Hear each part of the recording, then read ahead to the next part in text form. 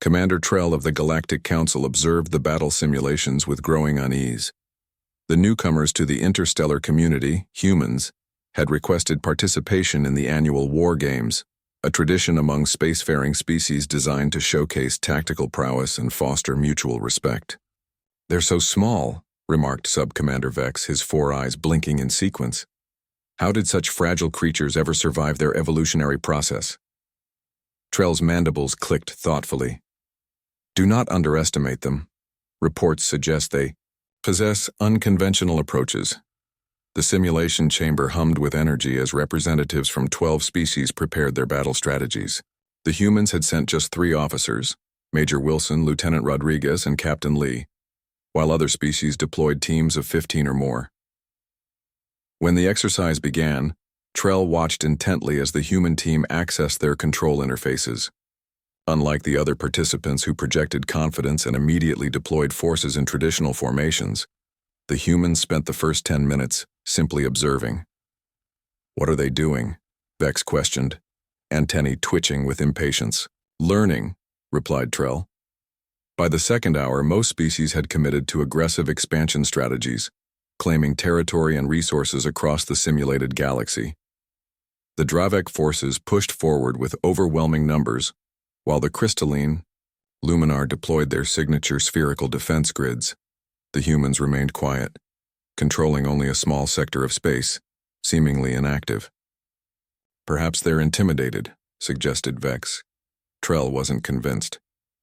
"Notice how they positioned their observation posts. They're mapping conflict zones and resource flows." When the humans finally moved, it was with startling precision. Rather than confronting the superior Dravek forces directly, they targeted supply lines and communication relays. Within 30 minutes, 3 major powers found their expansion stalled by seemingly minor but critical failures in their logistics. "Fascinating," Trell murmured. "They've identified pressure points we didn't even recognize existed." By the 5th hour, the Luminar and Dravek had formed an alliance against the growing threat of the Morcellian swarm consciousness. Their combined fleets would normally have been unstoppable. Yet somehow the humans had maneuvered their small force into a position where both powers depended on human-controlled jump points for coordination. "They shouldn't be winning," Vex insisted. "Their technology is centuries behind the Luminar. Their numbers are insignificant compared to the Dravek. Their biology is vulnerable to almost everything in space."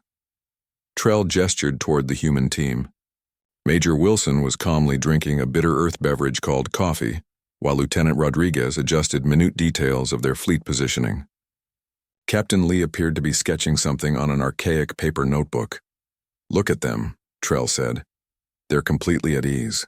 This is familiar to them." What the observing council didn't know was that humans had evolved on a planet of relentless competition. While other species evolved toward cooperation or specialized into perfect environmental niches, humans had spent their entire history fighting against nature, beasts, and tragically, against themselves. The simulation entered its final phase. The Morcellian swarm launched a desperate offensive, sacrificing numerous drone ships to break through the human-controlled sectors. For a moment, it seemed the humans would be overwhelmed. Then Captain Lee implemented what they later called Protocol Thermopylae, a reference lost on the alien observers. Their fleet executed a controlled collapse, drawing the Morcellian forces into a perfect killbox, where the swarm's numerical advantage became a liability. By the simulation's end, the humans had secured victory not through superior firepower or numbers, but through a bewildering series of feints, traps, and psychological manipulations that left the other species questioning their fundamental understanding of warfare. In the debriefing chamber, Trell approached Major Wilson. "Your tactics were unexpected. You controlled barely 5% of the available forces, yet achieved dominance." Wilson smiled politely. "With respect, Commander, warfare isn't about controlling the most territory or having the biggest fleet."